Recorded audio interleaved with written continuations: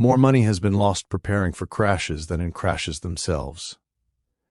Your first 50,000 doesn't feel exciting, it feels terrifying. It's like holding a glass sculpture in a crowded room, one wrong move, and you imagine it shattering. Here's the uncomfortable truth. This money will teach you more than your next 500,000 ever will. This moment isn't new, it's a sequel. In the early 1970s, investors fell in love with the Nifty 50. Coca-Cola, IBM, Xerox, Polaroid.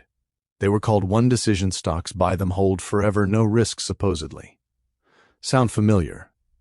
Back then, some of these companies traded at 40 to 50 times earnings. Investors weren't buying cash flows, they were buying comfort.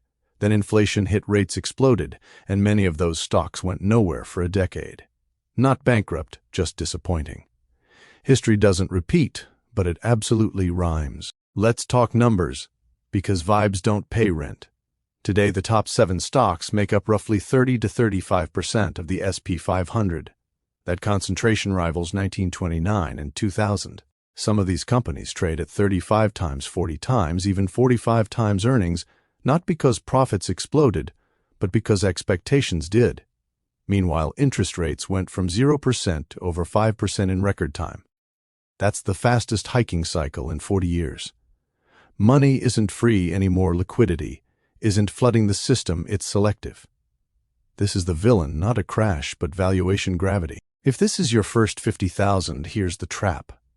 You think this money must be protected at all costs. So you hesitate, or worse, you chase whatever already went up.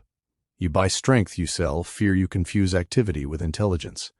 But your first 50,000 isn't for perfection, it's for pattern recognition.